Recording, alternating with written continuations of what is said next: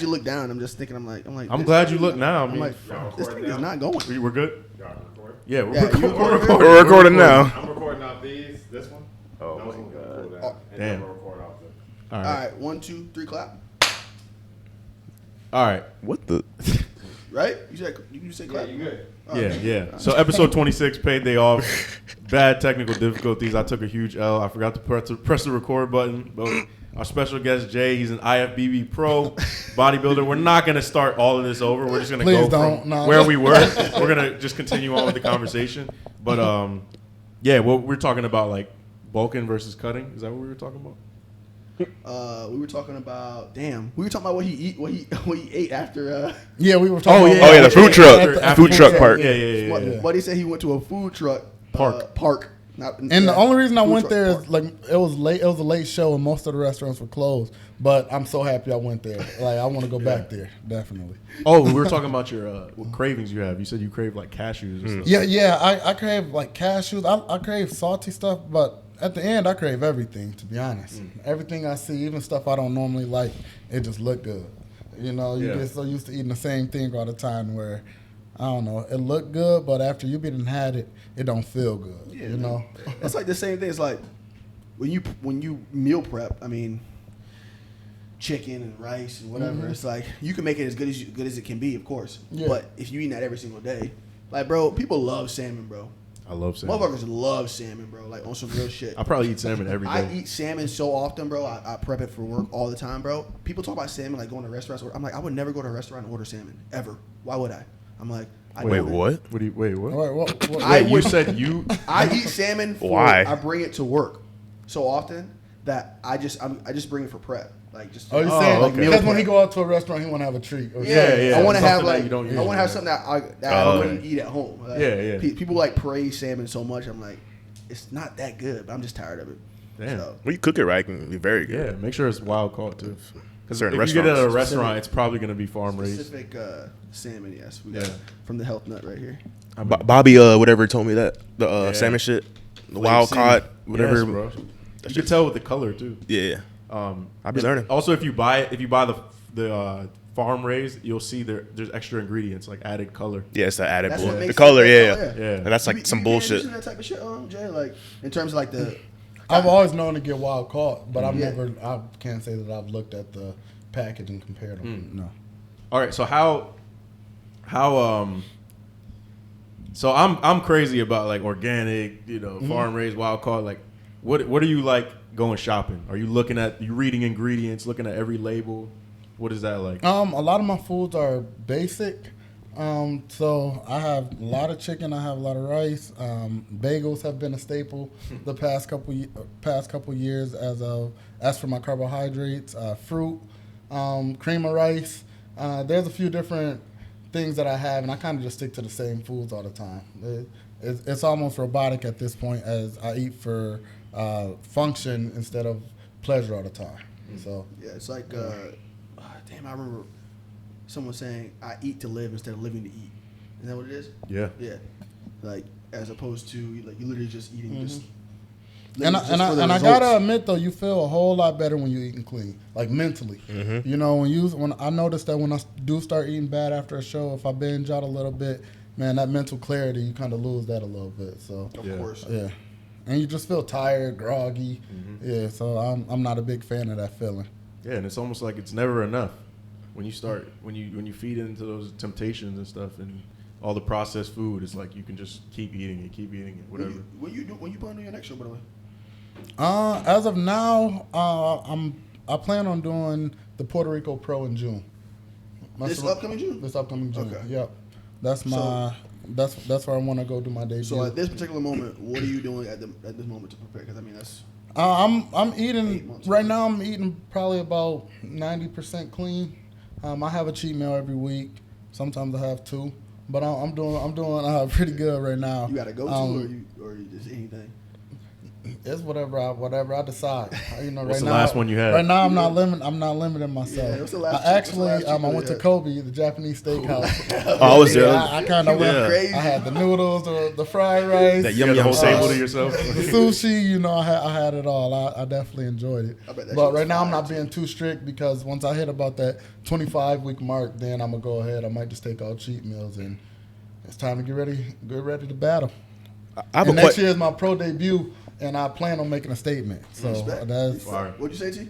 I have a question from somebody who's not like that knowledgeable of the whole thing. Like, where you're actually like in the competition and stuff like that. Like, how does it work? With like, do they determine like a winner and then like how like it's the first prizes and like how does that like work out in that sense? So you have two different parts of the show. You have your prejudging.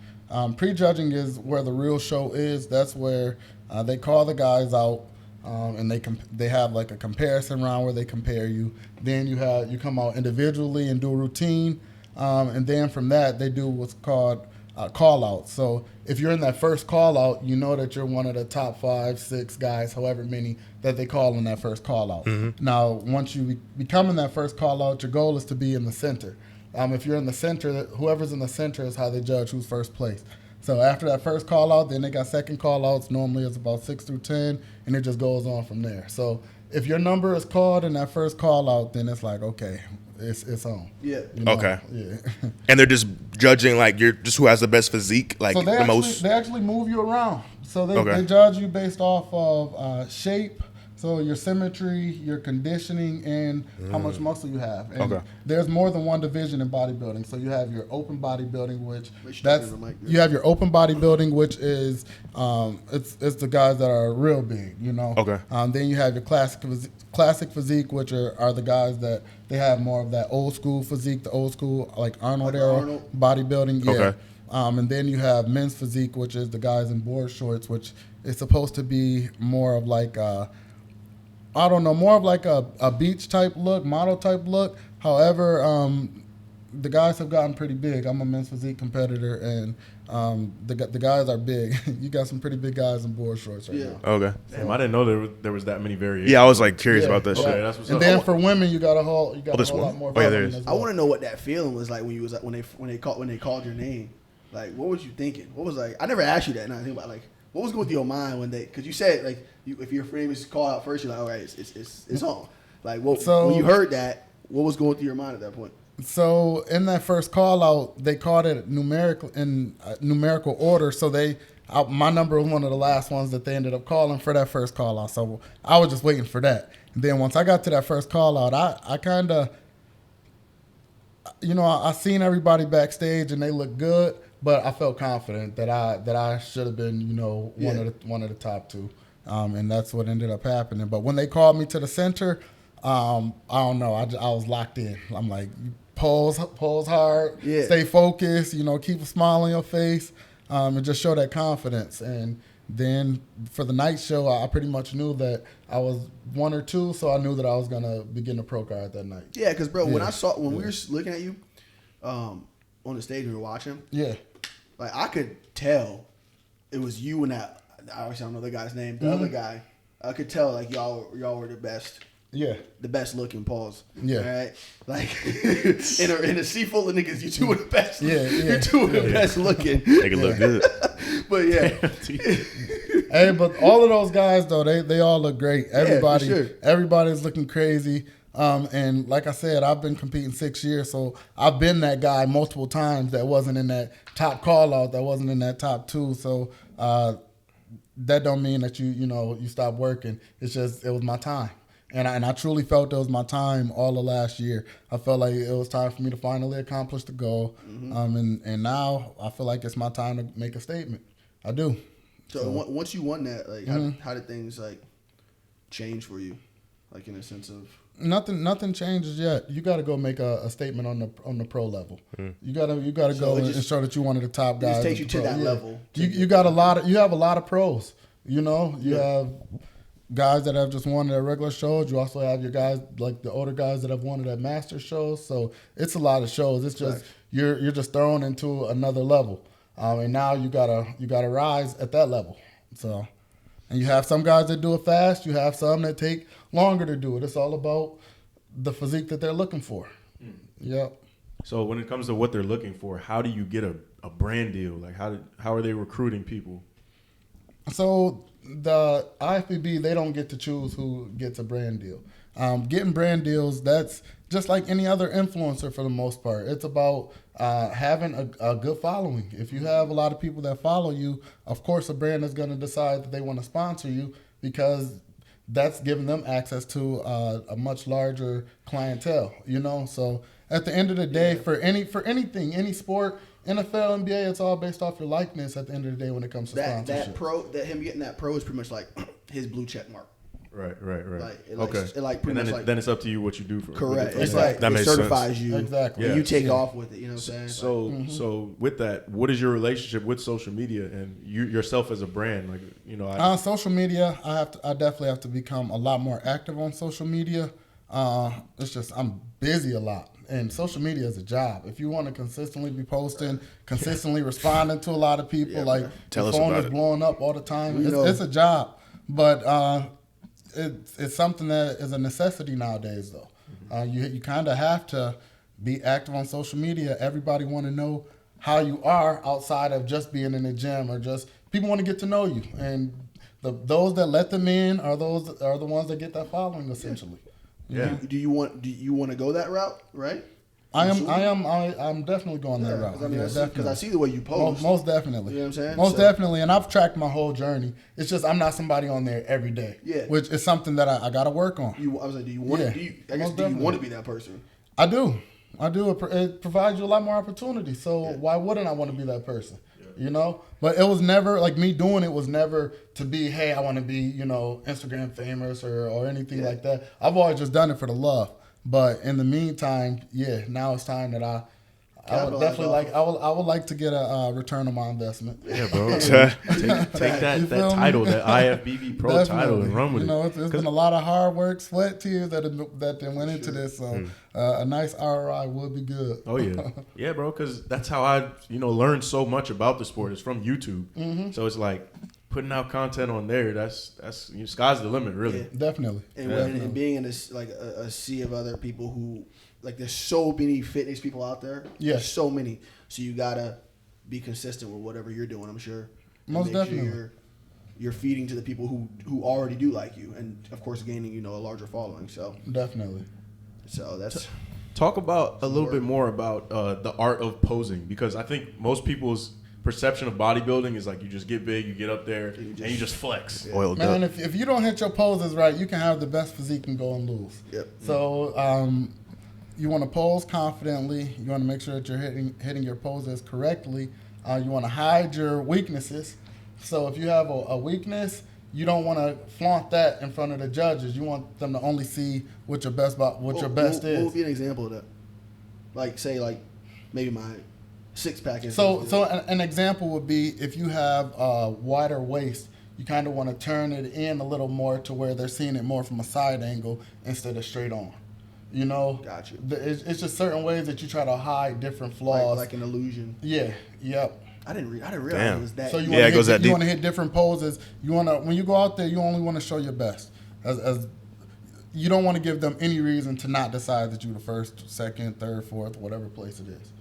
Gotcha. Yeah. Damn. That's pretty deep. Is it weird to be out there with a bunch of guys spray tanning themselves to become your color, your natural color? Low key. No, I get a spray tan.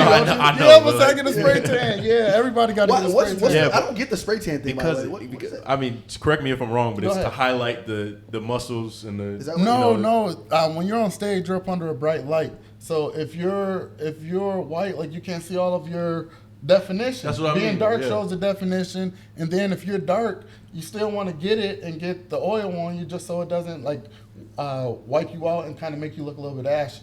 So Gotcha. you definitely Gotcha. you definitely want to get your spray tan. The guys have lost for that reason too. Damn. Just not having a good spray tan. Damn. Really? Yeah. Damn. Yeah. That's crazy. So spray tan Shit gets gotta be deep. good. They used to do their face too, right? And it was like, wasn't there No, like some backlash with it? You have guys. They were like in blackface. No, you have guys. This that nigga said You have blackface. guys that do their face. You Okay. got guys get their makeup done before. Okay, 'cause going on stage, it's When a I show. see it, usually it's from the neck down now. they mostly get the spray tan. They'll kind of do a light spray over the face if you want it. But a lot of guys though end up getting makeup or whatever done in the men's physique. So you do it, and they do that at the show, like before, like at the venue. They normally have a separate venue that you go to get your spray tan. Okay. You'll typically get one coating the night before the show, and then one the morning of the show. And then when you go backstage, that's where they put the oil on you and glaze you. So right before you go out, to pose, the motherfuckers be in the backstage like. Oh hell yeah! You back there pumping up. Yeah, you got you want everything in the pot, and you low key looking at everybody else, seeing like, okay, sizing them up. Yeah, I want to see what I'm going up against. Yeah. But it's fun though. It's a lot of camaraderie for the most part. You do have your guys back there that they want to, look at you, side eye you, and look like I don't know. But when I go out there, I know I did everything that I could, so I just go. It's time to put on. It's time to go perform. Yeah. It's nothing to be looking at folks mad for. Nothing like that. At that point, that's your Super Bowl. The work is done at that point. Yeah. From what I've seen, bodybuilders and strong men, they're like some of the nicest guys. Like, and I think this perception of like the gym bros and stuff, the ego shit. It's like you probably think they're douchebags and stuff, but from what I've seen and guys I've met, even meeting you, it's like y'all some of the nicest dudes. Yep. Yeah.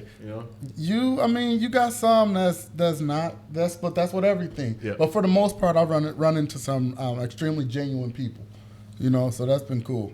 Word. But it's funny because you'll sometimes go in the gym and it'll be like a small guy out there trying to poke his lats out like he, somebody, and they'll be like, all right, man, you like, what you doing? So. But for the most part, those that really got it, they're confident. Hey, I know, I'm a bigger person, but it's nothing to. You're not better than nobody. Just having some muscle don't make you better than nobody. Yeah, so absolutely. I'm never gonna be that type of person that's acting like I'm somebody special. But I assume when you do go, especially like a crunch. Yeah. For example, what I'm saying? It's packed. Yeah. I'm assuming a lot of people probably give you looks. A lot of people probably ask you a lot of questions. Yeah, and that's okay. That's okay, but when I'm at the end of prep, I avoid gyms like that because I gotta go and I gotta be locked in. Yeah. So when it's just like right now, off season, I'll go to a crunch, I'll go to East Sporta, and I'll talk to people. Like that's how you get your following up. Yeah, you sure. gotta be somebody that's interacting with other people. Yeah. However, when I'm at those final weeks of prep, though, I want to go into the gym at a time when nobody is in there. I don't want to talk to nobody. I want to come in, get my job done, and get out. Yeah. So, What is your favorite area to train, or favorite muscle group? My favorite, I would say, is my back. The one that I need to focus on is my chest, but my back is definitely my favorite. What would you consider is the toughest for you to upper chest to grow? I guess my upper chest. For some reason, I'm just not getting that connection like I want to. So my upper chest for sure.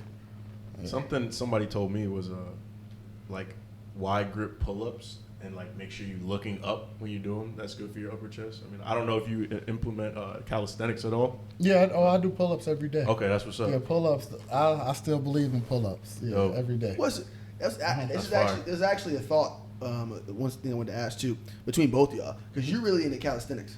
Like really, I know that's really all you work. You don't lift weights at all, do you? Barely. Yeah. Mm-hmm. And of course, clearly, this is the opposite. So, what is there one that's technically better than the other, or it just doesn't matter? No, it doesn't matter. He's got different strengths that I won't have. He might have different ranges of motion that I don't have. So it's all geared toward whatever your goal is. I guess whatever you can be consistent in. Yeah. So fitness is fitness. He's still healthy at the end of the day. Yeah. Now I take it. I'm in bodybuilding. I take it more to an extreme. Yeah, so. For sure. What's your I wish Zach was here, bro. Yeah. All right. That would be a good conversation. What's your take on the because Zach is a he truly believes in kettlebells. Mm-hmm. Okay. And I think I showed you my boy Zach before. Or you maybe seen you told me about he's really into like functional lifting and movements. And he's ripped. You know what I'm saying? Mm-hmm. He's always been a lean guy. Yeah. You know what I'm saying? So what's your thoughts on that? Because I feel like that whole kettlebell thing kind of, like, at least to my knowledge, kind of just became a popular thing. You know what I mean? In terms of I see it more often now because he's really gotten to it recently. What's your thoughts on that? I like kettlebell training. It's just a different style of training. Now, are you going to become a bodybuilder by only doing kettlebell training? More than likely not, because you're going to want some heavier weights than just holding a specific kettlebell. However, kettlebell training is more for athletes. You know, athletes can get a lot out of kettlebell training. Everybody can get a lot out of using kettlebells. However, I wouldn't necessarily stick primarily to kettlebells for what I'm trying to accomplish. Yeah, and it's like you said, it's all about your goal. Because, you know, for a different type of athlete, kettlebells might be good for their explosiveness on the field or the court. But like somebody like a bodybuilder, maybe they're not playing sports or like that. So they don't need that, you know, at this time. So yeah, what you talked about your favorite cheat meal. What's your favorite like just meal in general? Because you got to enjoy your food to be able to do this like so consistently. So like, what's your go-to? You're saying like favorite meal outside of, Yeah, or favorite meal like within it, yeah. So I have a meal. To be honest, right now it's I have peanut butter in one meal and a bagel. So I put that peanut butter on the bagel. I get sugar-free jelly. I put that on it. I have my protein shake, and then I have my protein shake, and then I get strawberries. So what I'll do is I'll get the frozen strawberries, and I'll get like the sugar-free lemonade packet. Put that in and blend it up. And that it's almost like an ice. I learned my hacks to make it all work. You gotta be so like it's like talking to somebody like in prison. Like that's a fact. That's exactly what it's like. Like they like throw shit together, bro. Like it's actually very creative. Like to get your fix. You got to keep that mental sanity. Yeah. But when you figure out what works for you and you kind of stick to that, then you know you just keep rocking with that. And I look forward to it. So it's something I look forward to every day. I feel like I'm cheating. Yeah. So I'm gonna consider it that I'm cheating. You know. That shit is tough, bro. Just for my mental. Yeah, that for shit sure. is tough. Well, what would you tell? Okay. What would you tell? I feel like you're gonna ask the exact question I was about to ask. Go ahead. Oh no, I probably not. I was gonna say, what would you tell like a guy like T? If he was trying to get in your the size, business. like what was the first thing you would tell him to start doing? I'm assuming eat more. Definitely eat more. He's got to get in a caloric surplus, and then get in a caloric surplus. Train as heavy as you can. Kind of stick to rep ranges around that 8 to 12, and just try to put on size and stay consistent. You definitely have to stay consistent. You can't be taking time off if you're trying to build muscle. Yeah. Stay consistent. Yes, you can have your rest days, and definitely have your rest days because on your rest days, that's when you actually grow. That's when you get to recover. And then go back at it. And another thing is always try to use progressive overload training. So what that is if one day or 1 week you're able to bench press 185 for 10 reps, next week either try to get it for 11 reps or try to take it to 190. Yeah. You know, so always try to increase, keep track of what you're doing so that way you know where you're coming from and you can actually set a plan for where you're going. Okay. Yeah, that's my main problem, just the consistency and just keeping them calories. That's the worst. I want to stick on that for a minute though. When we're talking about like you taking on clients or anybody who has a certain goal, what would be your advice to stay consistent in terms of working out? Because you know most people are gonna have a regular job, 9 to 5, whatever. So so how do you keep that consistency? Well, for me personally, even though I do take on clients, I have a coach. So I know that I got to check in with my coach every week. And that's something where it's just always in your head. I can't check in and not have no results. You know, it's kind of embarrassing when you check in. You got somebody to hold you accountability. So it's accountability at the end of the day. That's what you think. You think that may be a benefit for somebody maybe working out with a partner? Everybody is different. So for what may be good for me is going to be different for you. So that's all. Like you as an individual, you have to kind of figure out what's going to work best for you. I think that's but once you find it, you stick to that. If you know that you need a training partner, get a training partner. Make sure that it's somebody that's going to be consistent with you and train with them. But if not, then I mean, you got to figure out what works for you. Yeah. Are you best alone? Working out alone? I am best alone. Yeah. That's my time when I get to lock in. I get to focus on myself. I don't have to, worry about nothing. I'm a big thinker. And then I'm working a lot, so that's just that's my mental time. Now, it is fun to train with other people, but I like to sometimes go at my own pace. Yeah, because that's what I think, bro. I'll be working out by myself, but I think that's maybe the reason why it's always a little inconsistent because there's nobody like to. But at the same time, it's like, who am I supposed to work out with that's gonna be on the same schedule with me? Like, like as an adult now, you got a job and shit. Like, well, it's just not easy. I think that can be the value of having a good gym, meeting some good people that you can get on a similar schedule with, and kind of like a gym bro in a way. Yeah, but starting off, I think it's good to have somebody to work out with, just for that confidence. You can have somebody spot you, but I mean, at the end, but once you get, I mean, even at this point in time, if I had somebody that would specifically train me, then I would like that. You know, somebody that's there just to push me and focus on strictly me. That'd be fine. That would be cool. You know, but just training with somebody else all the time, I don't know.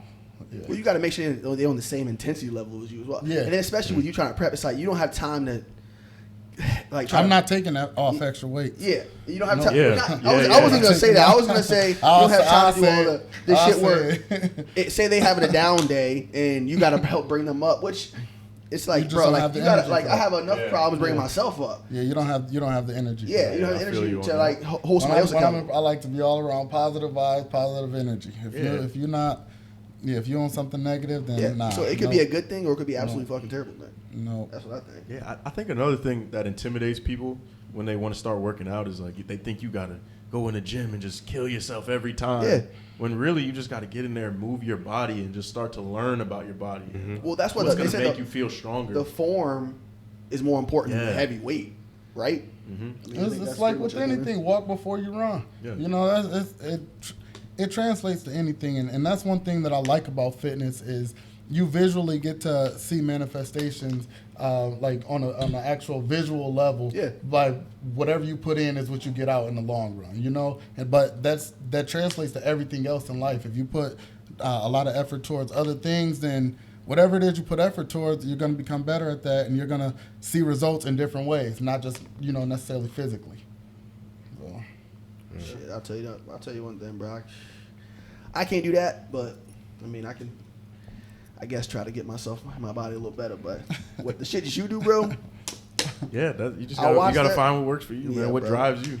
The shit you do, man. And I think overall, bro, it's like just live a healthy lifestyle. It's after that, even for you too. I have like a newfound respect for you, especially after actually seeing you, go through all that shit. And I was like that shit is tough. It's just discipline. It's discipline at the end of the day. And you're going to have, just because you have that going on, that doesn't mean life stops. Of course. You're still going to have things being thrown your way. You still got to, learn how to work with family. Like, it's a selfish sport at the end of the day because you need a lot. You need a lot going into it, and you just have to learn how to balance it. Yeah, man. And it's all on you. It's not a team sport. Nah, it's not. It's only you on that stage. No. Yeah, and sometimes, though, you can come looking your best, you can do everything, but you just might not be the best guy that day. Somebody just is more genetically gifted or just came in better than you that day. So you have to understand that, and you have to be comfortable and confident in yourself as well. So you feel like your genetics play a big part in the way you are, or you feel like you not so much and you just overcame that with just the work ethic? It's definitely genetics as well. I mean, it's the work ethic for how I'm at the level that I am, but genetics. Yeah, once you maximize my genetic potential, then yeah, definitely. Because I asked Leon the other day when I saw him at work. Yeah. Give y'all context, Leon's a guy who he was skinny. He's not skinny, but he was lean. Yeah. But he was not as big. He was a track runner, so he was but he's always been a lean guy. And I asked him, I said, bro, I was like, how did you get so big so quick? Mm-hmm. I was like, you taking some, bro? And he was like, no. He was like, bro, this is all natural. He's like, I'm just eating a lot and just working out a lot. That's what he said. Yeah. And I was like, he said genetics. That's why I bring that up. So I was like, I didn't realize genetics play that much of a role. Oh yeah. Into getting that big. Because if I showed you the side by side of this guy, what he looked like last year versus now, you'd be like, how did this even happen so quick? He looked crazy. I saw him in the gym. It's crazy, bro. Like, yeah, like, much respect. I'm literally like, what the fuck, bro? It's wild. So, but yeah, I guess genetics are a big deal. I mean, oh, definitely. I want to go back to this real quick. I know we already spoke about it, but we weren't recording on the audio. I want to talk about body dysmorphia real quick, and if you deal with it, how you overcome it, and just your thoughts on it, because I think that's something that most humans, honestly, especially in the fitness industry, deal with. I would say most humans deal with it, and then Definitely in the fitness industry, and it's even so bad to where there's one guy, he goes by Goob U on Instagram. He exposes a lot of your best physiques, your top fitness influencers that are still editing their photos, and it's kind of crazy because most people look at them from the outside world like, wow, they have the perfect physique, they look the best, but at the end of the day, even then, your best is not, sometimes you start feeling like that's not good enough for some people, to where they start editing those photos. Some social media shit. It's social media, bro. Everybody, but that's what gets all the clicks. I mean, everybody wants to get the clicks, so whatever it takes, that's what people do. But it's just, for me personally, I've dealt with it. I have. As soon as the prep is over, then I start to eat and I start putting body fat on. Then I don't even want to go out to the beach with my shirt off no more. Damn. Just for real, like it's bad. And then people be like, but you look right, I was gonna better say. than everybody. Yes. But like, man, but I'm just not comfortable. See, just to touch on this real quick. All right, this the way he's describing that is the same way I feel when I don't have a fucking haircut. All right, That's a good analogy. Yeah, right? Yeah. It's the same way I feel. Tia look at me and be like, bro, you look fine, bro. You're good. And I'm like, no, bro, it's not right. Like, you know what I'm saying? So it's like I've seen it at its best. Exactly. So this is not good enough. Like, obviously that's OD, but yeah, that's just to kind of correlate with that. So it's just, most people think somebody like you doesn't have that issue. They don't even look deep enough to like realize that everybody has those problems. Man, you go through a lot of mental battles. You definitely go through a lot of mental battles, definitely. Like I said, life that don't make you a different person. You still once you've seen yourself at your best, you want to look like that year round. You don't necessarily want to feel like that, but you want to look like that year round. You get to take all of the pictures, you looking lean. I done walk past little kids and they're like, whoa, mom, what? It's just, it's a different feeling to where you start putting that body fat on. I ended up getting up to 230 pounds, and what actually made me go ahead and lock back in on my diet completely, I was at the pool and this little 8-year-old kid, he kept on calling me fat ass. And I'm thinking, he don't even know I'm a pro bodybuilder. He was trying to play tag with us in the pool or whatever. Then he was like, Biggie. So I'm like, oh, nah. I'm like, nah, this can't go. It can't go down like this. I'm back to the plan tomorrow. And ever since then, I've been back to it. It's a blessing in disguise. Yeah, it was. Bro. Yeah, God sent him, bro. Okay, you needed that. For real, when bro. he told me that, I was like, nah, I'm good. Yeah. I'm back to the plan. Yeah, because even a couple weeks after you had one, I remember you putting on weight, and I said, I was like, damn, I was like, bro, you put some weight. I was like, let me chill. Nah, but the thing I love about kids, though, is they tell it how they see it. Yeah. They always keep it real. So I'm like, you got to listen to the kids. Kids and old people. Kids and definitely old people. Yeah, because I feel like when you get old, like, they just really They just don't give a fuck, bro. My dad, for example. I mean, you just become more cynical and you just like, you see the world. Say whatever the differently. fuck. Facts. Yeah, Terrence's dad is a very good example. He don't give a shit. No filter. Yeah. It's hilarious. So what would you say to a kid that let's see, you said he was 8 years old. What if there's an 8-year-old out there that wants to become a pro bodybuilder one day? What's your best piece of advice to them? Pretty much eat clean. Make sure that it's something. 8-year-old kids, you don't always know what you want to do. So just do your push-ups, your sit-ups. Don't try to go lifting weights at 8 years old. You don't need to lift weights at 8 years old. But eat clean. Eat your vegetables. Get your protein, your clean carbs, and still do push-ups, sit-ups. Be active. Play sports. Do something that's active. But at 8 years old, I wouldn't have somebody gear their lifestyle towards bodybuilding at 8 years old. Look at that. Jay Riggins for the kids, man. Jay Riggins for the kids, and even a teenager. It's like, I think that advice applies to any younger person that aspires to there's do really that. no reason an 8-year-old should be lifting weights, right? No, not definitely Won't that not. stunt your growth or something too? Yeah, there was a kid though that I don't know if y'all remember it. Back in the day when we was little, there was a kid that was like a bodybuilder. I think I've seen him. Yeah, I forget who it was, but now he's like not even into like looking like that or anything anymore because his parents pushed him so hard as a little kid. The amount of discipline that he looked crazy though, man. They had him 9-year-old? like doing the splits all the time. Like he was. I know he you're looked talking. crazy. I know exactly. Did he have like a ponytail? Yeah, Yep. yeah. I know exactly. He had long hair. Yeah, he had that long Jesus. hair, and he was looking crazy. But Wow. yeah, that don't mean that's what he ended up doing. End of the day, you still gonna do what you want to do. So I guess we're gonna see now. I mean, with your little boy, you know what I'm saying? When he turns, when he gets 11. I want him to be a golfer. Nah.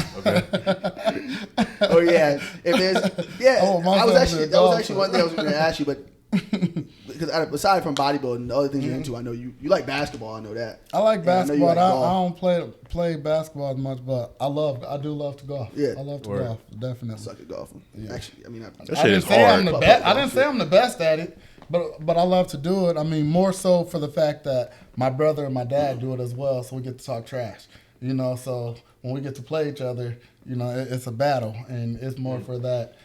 More for that than anything, but I love it. It's mentally stimulating as well. So. people like that sport. I feel like the people tell me that it's just like you're always trying to get a little better.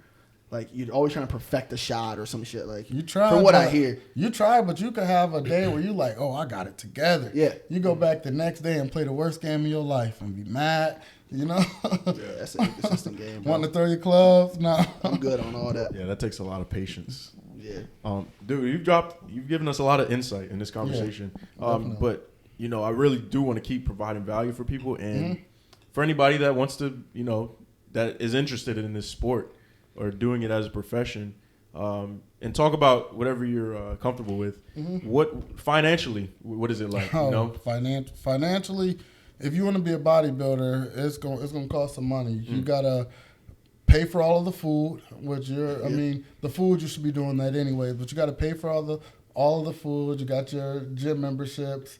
Memberships, plural. I mean, you don't have to have memberships, but I do. You don't have to have memberships, but I do just for convenience factors. And then you also I get deep tissue massages, especially in prep. I'm getting those like every other week just to make sure that my body is recovering properly. All of your supplements, you got to pay for all of your supplements. Then once you're doing a show, you got to pay for a tan. You got to pay to get into the show. The hotel, depending on where the show is going to be located. So it's a lot of costs that go into it. Especially if you're not. Especially if you're not making money where you're not making money yet, and sometimes you got to get to a certain level to start making money off of it. What level is that? I mean, be honest, you got to have a following. Some people don't even have all the knowledge, but they're still able to get money off of it just because they have a large following. And at the end of the day, brands pay for your following and the people that truly follow you. They don't know everything, but just because sometimes it's better to be liked than to be right. Okay, so basically, if you are a pro, majority of your money is going to be coming from brand deals and definitely, it's not like NBA.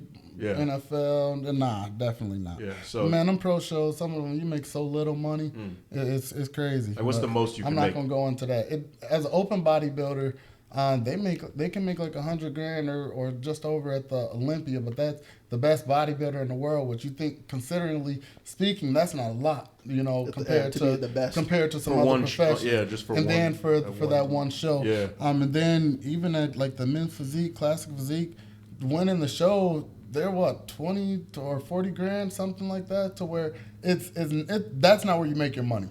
That's where you get your chance to show your worth. That's your shot. That's just you being on stage. Yeah, that's not where you get your money. Not at all. You get really that after the IFBB Pro win, after you become that, it's on you. You're your own business. You get paid for your likeness. Yeah. You're your own business, and your body is your product. In a sense, of course, your knowledge as well, but it's a representation of you. One way that I'm currently getting revenue from it is from taking online clients. So I'm using the knowledge that I've obtained to help, regular lifestyle clients or even competitors accomplish their goal. And by doing that, that's how I'm able to, I have people know who I am. They know that I've done it a while, so they trust me to help them accomplish their goal. And then once people see their results, then more people start to come to you. So, yeah. Well, damn. Word. Well, on that note, I think it's about time we wrap up, bro. You right. dropped a lot of gems. yeah, we missed a little bit. Yeah, we missed a little bit. We still got we got quality content, bro. I took an L, bro. I took an L, man. It's all good though. Yeah, I think that was just a really insightful conversation for anybody who's into fitness or aspires to be a bodybuilder.